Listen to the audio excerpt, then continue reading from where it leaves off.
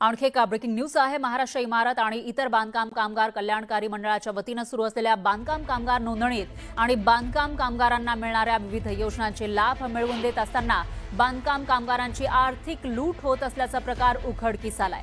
News 18 लोकमतने ही बातमी दाखवल्यानंतर याची दखल घेण्यात आली आहे। राज्याचे कामगार मंत्री आणि कामगार विभागाच्या प्रधान सचिवांनी बांधकाम कामगार नोंदणीतील भ्रष्टाचार आणि खासगी दलालांची सखोल चौकशी करण्यासाठी राज्यातील सर्व जिल्ह्यांमध्ये दक्षता पथकाची स्थापना करण्याचे लेखी निर्देश दिलेले आहेत। तर बांधकाम कामगार ज्यांचं पोट हे हातावर असतं, बांधकामाचं काम ते करत असतात आणि त्यांची नोंदणी करताना सुद्धा भ्रष्टाचार केला जात होता। न्यूज 18 लोकमतने ही बाब लक्षात आणून दिलेली आहे आणि त्यानंतर आता चौकशी केली जाणार आहे।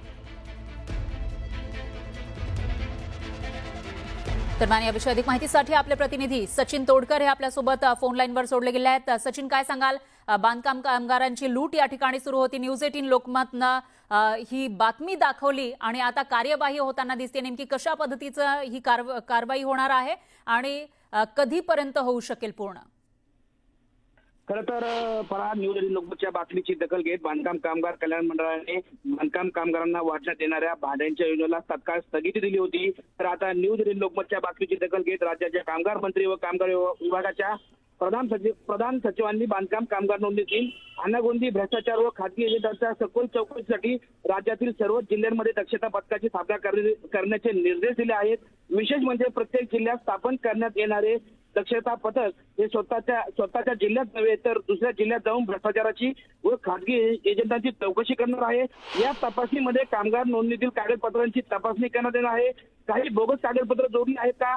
बोगस कामगारांची बांधकाम कामगार म्हणून नोंदणी झाली आहे का? बोगस बांधकाम कामगारांना योजनेचे लाभ देण्यात आले आहेत का? या सर्व भ्रष्टाचारात खासगी एजंटांचा दलालांचा कशा पद्धतीने सहभाग आहे? खासगी एजंट दलालांकडून या कामी बांधकाम कामगारांची कशा पद्धतीने आर्थिक लूट झाली आहे याचीही तपासणी करण्यात येणार आहे।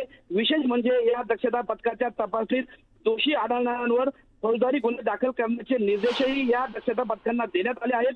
न्यूज 18 लोकमतने बांधकाम कामगार नोंदणीतील भ्रष्टाचार व खासगी एजंटांचा सुळसुळाट याचा भांडाफोड केल्याने ही सर्व कारवाई सुरू झाली असून तसा उल्लेखही याबाबतच्या निघालेल्या आदेशात पाहायला मिळत आहे। फरा आहे सचिन, धन्यवाद तुम्ही दिलेल्या या सविस्तर माहितीसाठी। तर न्यूज 18 लोकमतने हा मुद्दा मांडलेला होता, जो भ्रष्टाचार सुरू होता, लूट सुरू होती ती दाखवली आणि त्यानंतर आता कार्यवाही होताना दिसून येते।